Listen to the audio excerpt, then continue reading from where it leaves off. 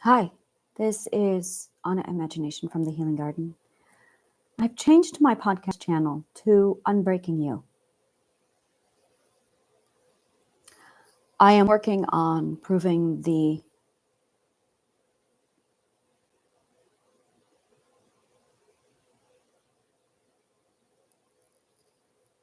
I see you. We are mirrors. Every one of us is a mirror. And our entire learning center in our brain is composed of mirroring and reflection. We deflect. We detract. We are mirrors. And we live our entire psychology to the laws of optic physics. It's extraordinary. I'm in the process of proving all this using Euclidean geometry, physics, energy, psychology, philosophy. It's all the same thing. But that's not what you need. I'll prove it to the science world later. Right now, I'm going to go ahead and give you the tools you need to start unbreaking you. The tools that we need are your Philosopher's Compass, which I will be providing you over the next 12 months, broken down into 4 segments, starting in January. Now, I have the Philosopher's Compass. I have mapped out the entire subconscious mind for you. I'll be going over that as well. And I have a handbook. The handbook revolves around the 12 ethical perspective stages. It will be proven. It is a fact. These are absolutely predictable and everyone follows them. The 12 ethics are courage. The second is pride. The third is vulnerability. Together, these compose trust. The next 3, the 4th, 5th, and 6th perspective, is personal law, accountability, and equality. Combined, these ethics make up justice. The next 3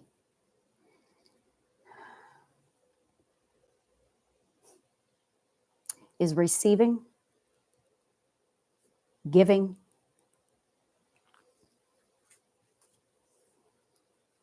and empathy. Together, those make up sharing. And the 4th is emotional discipline, logical discipline, and love. When those are combined, you have love. When you combine trust, justice, and sharing, you have love. Specifically, you have self-love. You now have the formula and all the components to love yourself. I will be going over all 12 of these over the next year. This month, we are talking about courage. Once you have self-love and you combine self-love with the concept of optic physics, you find out that abuse is literally nothing more than just projection of self-hate onto another person. And that when you choose to project self-love, that's forgiveness, and you stop abuse. I will be also covering that as well. When you combine economics, physics, and psychology with philosophy, you get another subject. You get something that I call the emotional transaction of human connection. The emotional transaction of human connection is the energy exchange during the gifting receiving process that allows us to connect with another human being. But if you're not aware of it, if you're not conscious of it, you're pretty much at the whim of chance and luck at getting it. Most people can't figure it out. Most people miss this because we haven't known this information for a very long time. Once you understand how the emotional transactions of human connection works, and you combine it with optic physics and understanding how mirror laws work in physics, as well as understanding and having the 12 foundational cores of the ethical perspective stages of growth that give you self-love, you can plug in self-love to the emotional transactions to end abuse and to prevent abuse from happening to you. I've been able to plug in ways to incorporate this concept into parenting, into teaching, into government, into economics, into philosophy, and into various other topics as well, including finance and medical, as well as mental health and healing. The philosopher's compass is actually the breakdown of the 12. The courage, pride, vulnerability we will be covering in January to give you trust. When you have trust issues, it's because you lack courage, pride, and vulnerability in the self. It's because you lack self-trust. Boundaries is also a huge problem with this. The boundaries is actually being able to defend the self effectively so that you understand when and where you are projecting your self-hatred and or self-love. Communication is really the big problem, though, and that is the key element that everybody is missing, which is something I will be clarifying. What we don't know, what we have not known, is that each one of these ethical perspectives is actually a communication style. There are 12 different communication styles. I have translated each communication style so that each perspective can learn how the others speak, and I finally know how to speak properly to you. This was without a doubt the hardest part to overcome, was the language barrier. Not only are there 12 ethical perspective stages, each one with their own communication style, in addition to that, there are 4 different points of views, very possible from each one of these perspectives. We are looking at 48 language variations. This is why husbands and wives fight. This is why parents and children fight. This is why siblings fight. Is because almost everyone is in a different perspective and you don't know it. You don't realize that somebody else is in a different perspective. There's a lot of miscommunication, which leads to a lot of frustration, which leads to a lot of anger, which leads to a lot of people thinking that they're different, but we are all mirrors.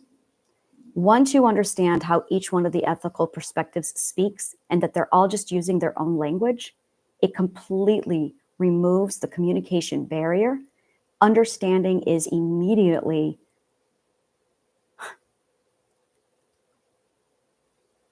restored. That's what the story, The Tower of Babel, was actually about. The Babel wasn't our literal language development. That never made any sense to me. The Tower of Babel was in reference to the 12 ethical perspective stages. The Babel was one language, English, being communicated between different perspectives. Usually, after so much frustration, people just get angry, they put down whatever it is they're working on, and then they walk away. And it's because the communication is so lost that they can't bridge the gap. I call that a perspective gap. I've invented a language to communicate all of these perspectives to you so that you understand what's going on. In every case of misunderstanding, what you're really dealing with is something I call a perspective gap. A perspective can communicate pretty easy with perspectives that are next to them. For instance, if you're a perspective 4, you can pretty much communicate with a perspective 3. You might be able to communicate with a perspective 5, but you'll find it harder. You will get along real well with the 4th perspectives. In fact, that is what we call like-minded. Like-minded means you're speaking to somebody who's of the same perspective. Where we see a lot of divide in communication is when you have a family, specifically parents who are 4th perspective, as an example, but their children are 5 or 6 or 7 perspective. Now we have conflict. When this happens, the perspective gap is so great between the 4th perspective and the 6th, or the 4th perspective and the 7th, that communication breaks down and they are permanently misunderstood. This is where we get into black sheep. Now, in addition to communication styles and perspectives, you also have points of views. You have the first person point of view. You have the second person point of view. This is when empathy takes place. Empathy is something that can only be experienced when you are speaking from the second person point of view. The third person point of view and omniscient point of view. Most people are only in the first person point of view. A few select handful have made it to second perspective. When you have the ability to travel between the different points of views and the different 12 perspectives, you can immediately understand which language everyone is using so you can overcome the language barrier and move on. Communication is not at all what we think it is. The other part of all of this is the past language that has followed us and stayed with us to the centuries. The perspective does not stop being with us. It stays with us. It's part of our foundation. So if you're a fourth perspective, you actually have first perspective, second perspective, and third perspective inside of you. If you are sixth perspective, you have first, second, third, fourth, and fifth perspective inside of you. You retain the knowledge from those perspectives, which is why, as a fourth perspective, it's easy for you to talk to a third perspective, but you might find it difficult to speak to a fifth perspective. Now, the fifth perspective can talk to the fourth perspective, but the fifth perspective might find it difficult to communicate with the sixth perspective. And that's because the fifth perspective has knowledge that the fourth perspective does not have. Likewise, the fourth perspective has knowledge that the third perspective doesn't yet have, but the fourth perspective does not yet have the knowledge of the fifth perspective.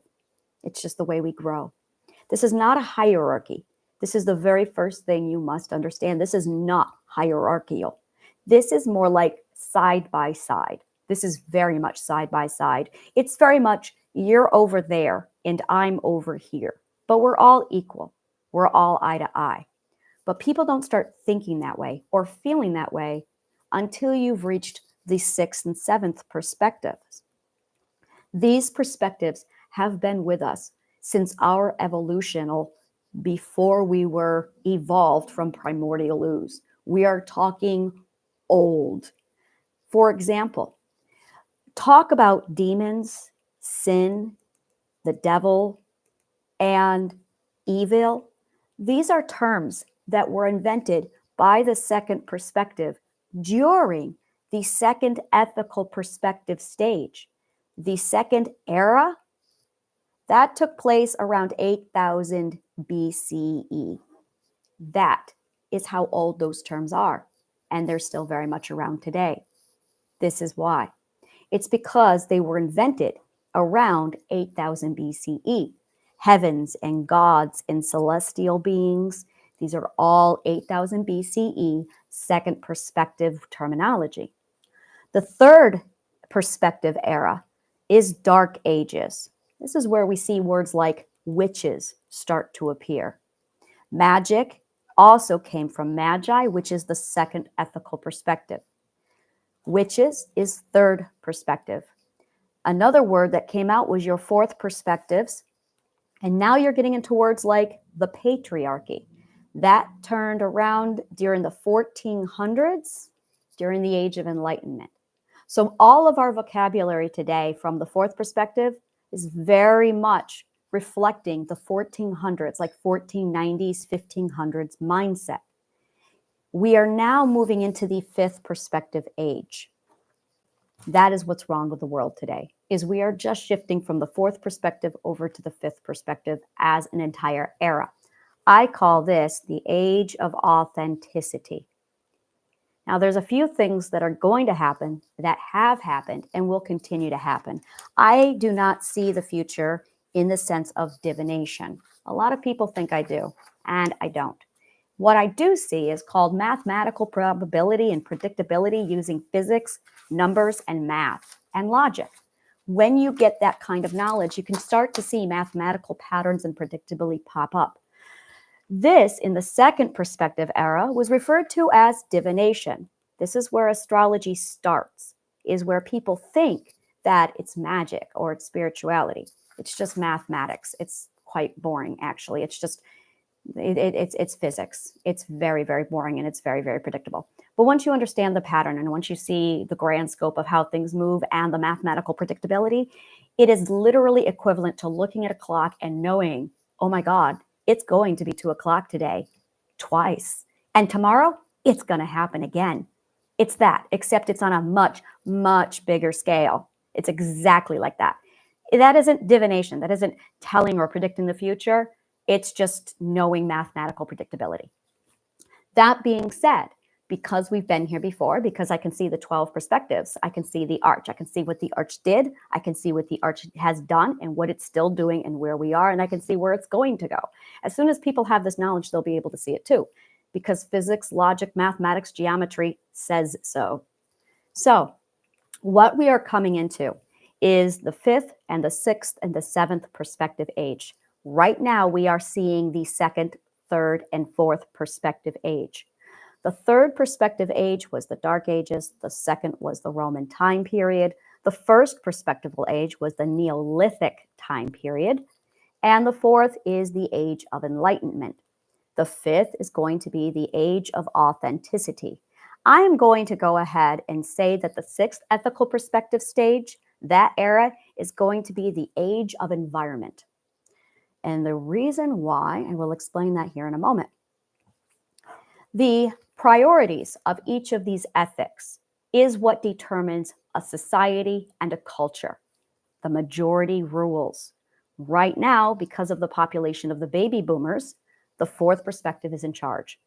The 4th perspective, due to the population of the majority of people being 4th perspective, make up the rules. And their values is what gets prioritized. Likewise, during the Dark Ages, it was the 3rd perspective whose values got prioritized. And during the 2nd perspective, their values got prioritized. Well, we are in a shift. The 5th perspective is about to get their priorities. And their priorities are very different than the 4th perspective. This is causing a schism between nonconformists and conformists. And this is why. The 6th perspective has very different ethics also from the 5th perspective and the 4th perspective. The 6th perspective has really different values. This is very, very good because the one thing that the 6th perspective values that the others don't is education, the environment, mental health, equality and justice for all. But they mean it. These are some of the ethics that we see very strongly with 6th perspective. Oh, one other really big thing, pacifism. 6th perspectives do not like violence, which means when the majority of the population are 6th perspective, violence and crime is going to drop because the majority of people don't like it. The 3rd perspective is very aggressive and very violent. The 4th perspective is hostile, less aggressive, but mostly hostile.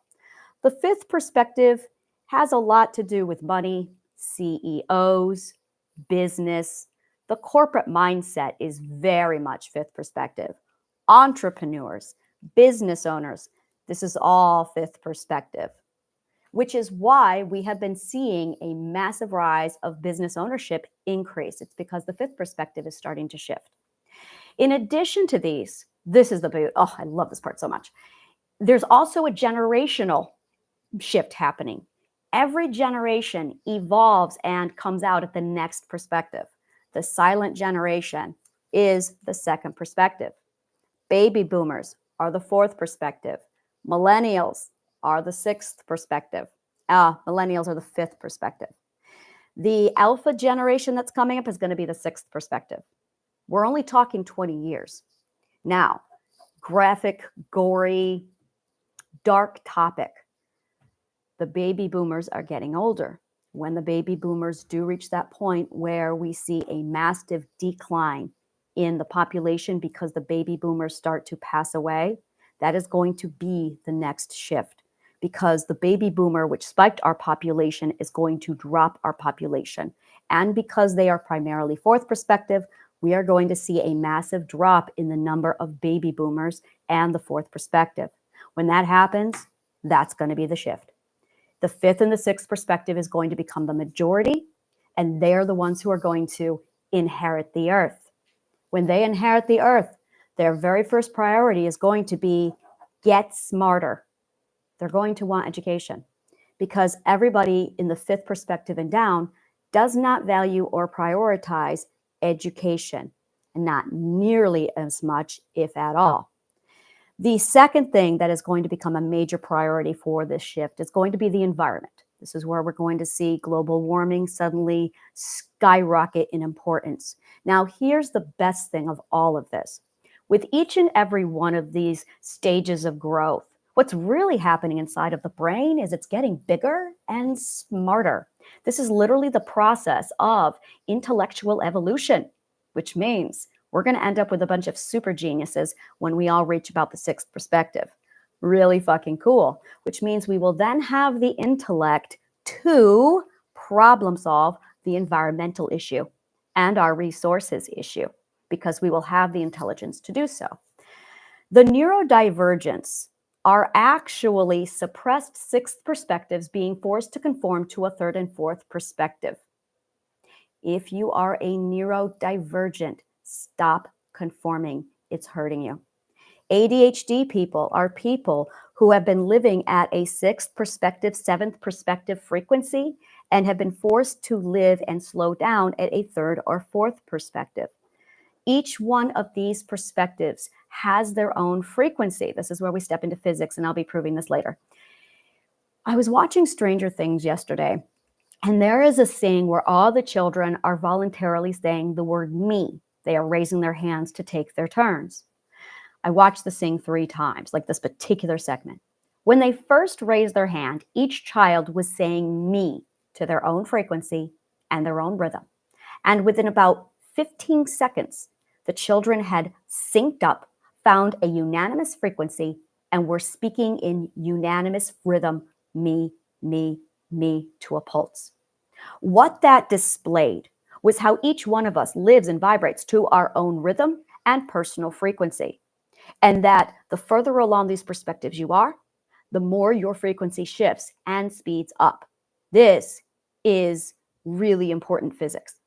As the frequencies shift and speed up, you get smarter, you get faster, you can process data far quicker, which is why people in New York City speak so fast, is because in comparison, educational fact, in comparison to people in New York City, to say the Bible Belt, people in New York City are more educated and they do live on a higher frequency than people in the Bible Belt, which is why people in New York City have the New York Minute, is because we all have ADHD up here. In other words, we all live on a higher frequency. And it's because we are processing data at a much faster rate. Down in the Bible Belt, they're not processing that data nearly as fast. Once you understand how the frequency moves, how taking a person from a frequency and suppressing them to a smaller frequency actually slows down their frequency, and as a result, they end up shaking, they end up having significant focusing problems, they end up having learning disabilities. It's not a learning disability. They are not living true to their own frequency. This is significantly mentally damaging. But this is where the schism is occurring. A lot of fourth perspectives, their values and their priorities is that we all have to be the same. We all have to follow the leader. We all have to do the same thing. And unfortunately, they go about this in some situations with hostility and with severe aggression. And that ends up abusing a lot of people who are at a sixth or seventh perspective, which is why a lot of people end up significantly abused. This is what I refer to as perspective abuse.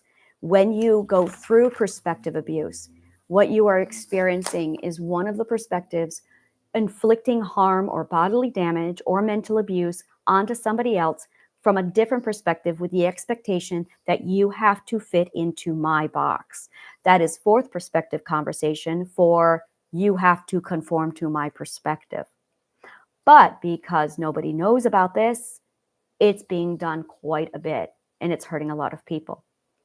In addition to all of this, with every one of these generations being born, there's no language that's been invented for the next generation because the perspectives have not yet come into being. We're at the fourth perspective.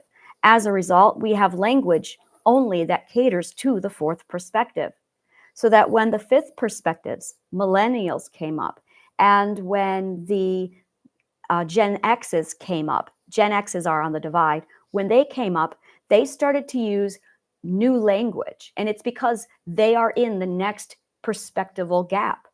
Every new generation is in the next perspective gap, which is why they invent new language.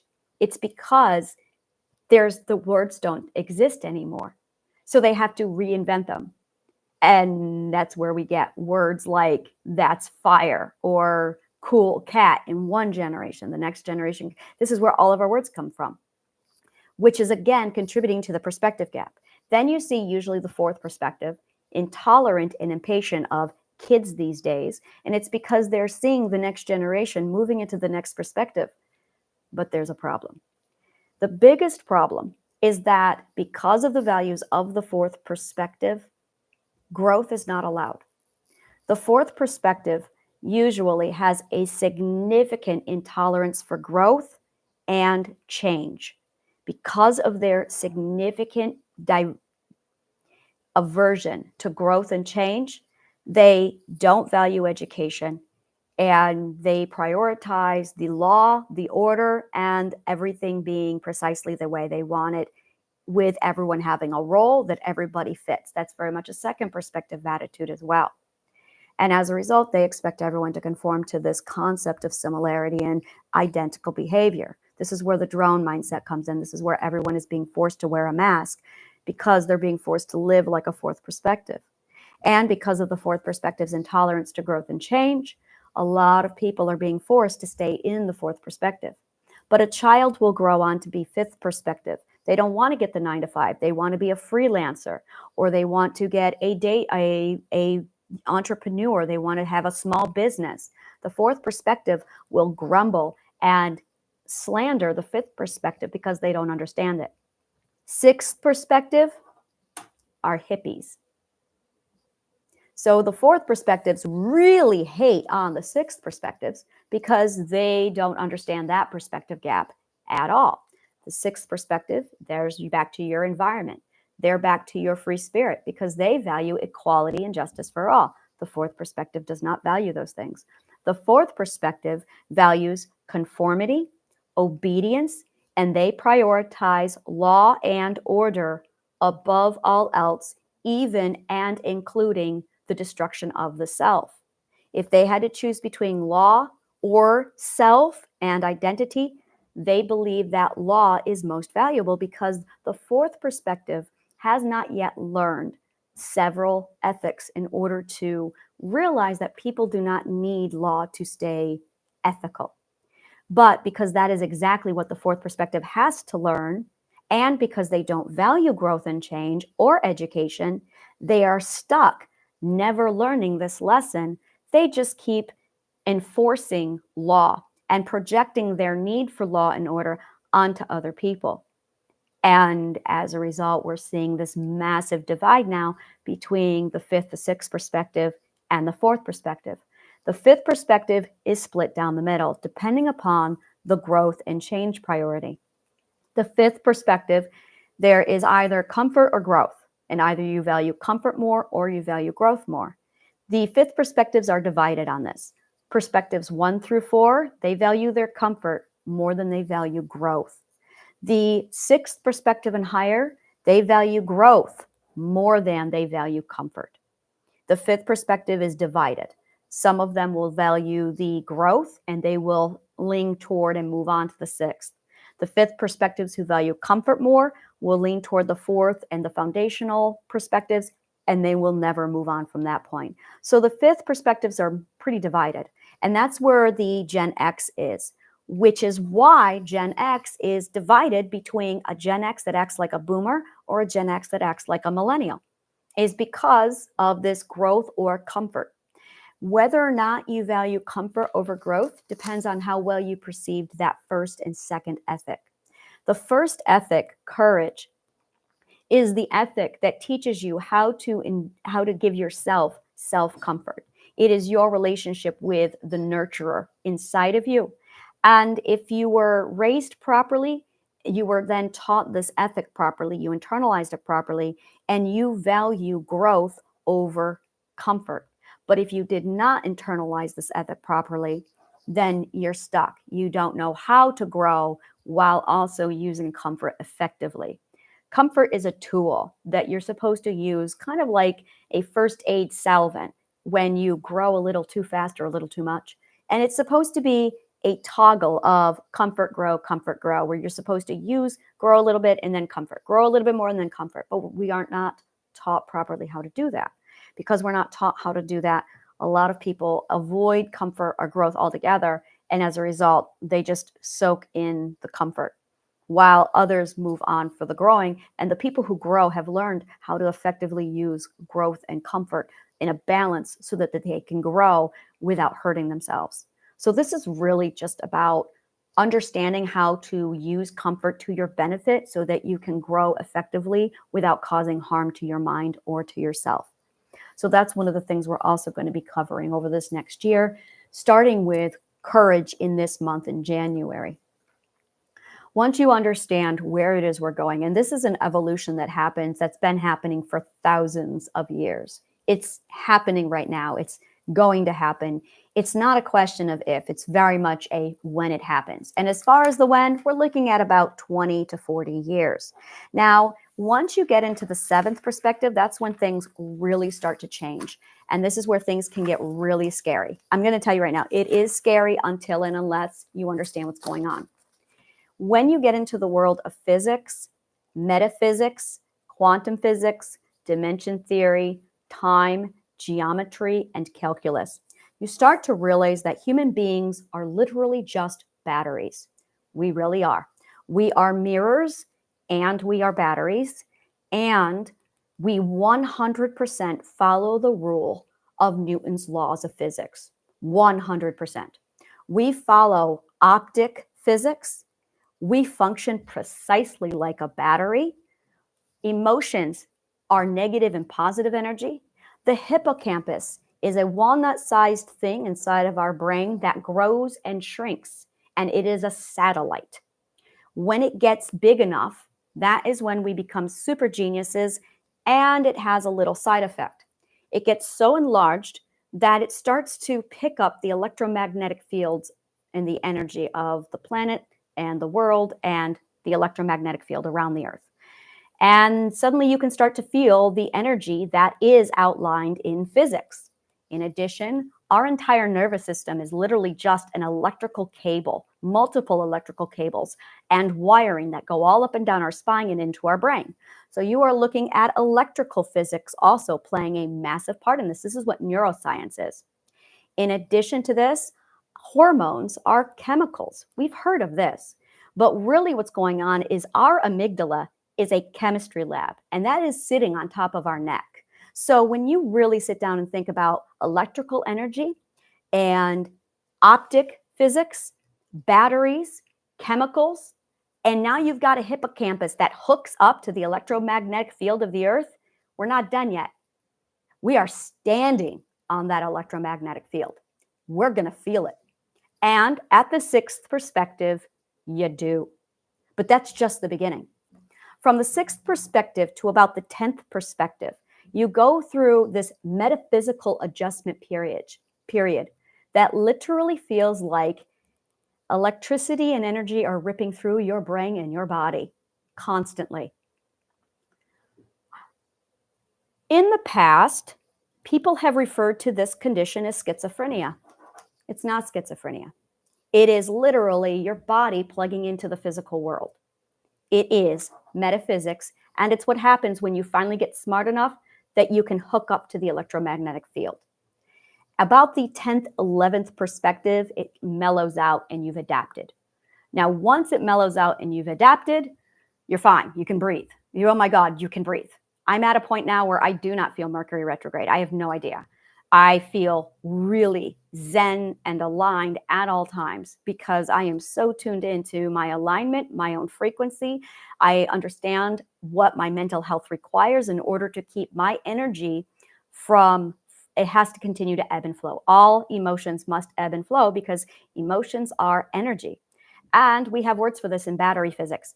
When you suppress, when you refuse or block energy from passing through, it creates significant pain. We are literally batteries. So once you learn how to accept and allow your emotions to ebb and flow freely, that's actually what you learn at the 10th perspective. That is precisely the emotional logic, and emotional law is what you master at the 10th perspective. Once you get to that point, the physics finally aligns and you find your way to manage your own internal physics, and everything calms down. Now, because this is all in your brain, it really messes with your optic visions. Really, it's really cool. You start to see physics. You can see mathematics. Literally, you look out and you can see the actual network. That triangular map, that network that people see drawn every now and then, you actually get to see that between the 6th and the 10th perspective. And then you can see all the different layers and how all of it is aligned. Where I am, I'm in the 2nd perspective of the U of I.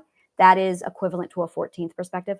That allows you to see the optic physics playing a role. So where I am, I can see how we are all mirrors, and we are all using mirror physics to emanate our own behavior off of each other, which is the problem, is we are mirrors, and we are all reflecting self-loathing and self-hatred into a mirror, which is getting reflected back to the self. And the only way to break that is literally by using the 12 ethical stages of perspective growth to solidify yourself back into self-love, so that you then can take your self-love and project it into all of the mirrors around you. And boy, does it change everything when you do that.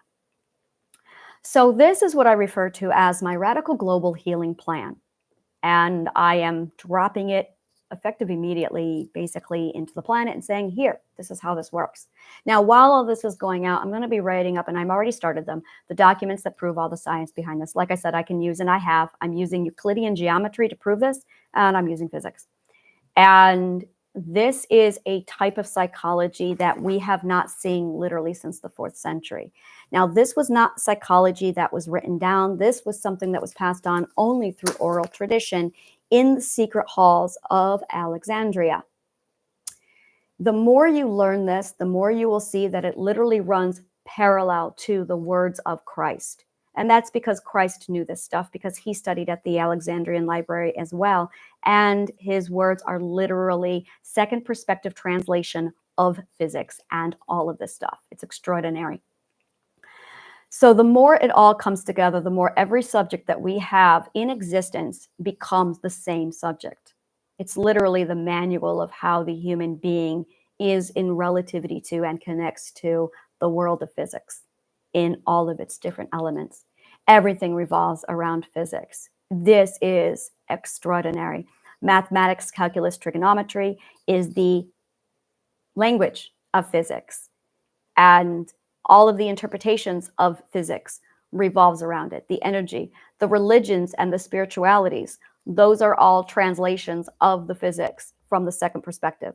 And when you get into the art is just interpreting it. Music especially. Music is using sound to play with the frequency of the physics. Everything 100% revolves around the laws of physics, and everything is just branched off of that in different translations. Therefore, in my opinion, truth is physics. And we are all literally working with different perspectives that translates physics in our own perspective so we can understand what's going on. The problem is, back to your point of view, 1st person point of view, it is as if we are all sitting inside a single point without any dimension, without any depth, length, width, and we are all just seated within a single point, looking out at the universe from this point without any perspective, trying to define physics. But we can't, because you have to first learn how to shift perspectives through these 12 perspectives. And from there, you have to learn how to shift points of views from a point to 1st perspective, 2nd perspective, 3rd, 4th, omniscient point of view. Once you get into omniscient point of view, you can literally see how, we're just on a big clock. We are just on a big clock. And Earth is just one of the cogs in the clock. And we are just looking out at our giant ass clock from a single point. And it all is composed of all the subjects and all the elements that determine where we're going, who we are, why we're doing this, and where we came from. Thank you so much for your audience. and may the kindest of words always find you.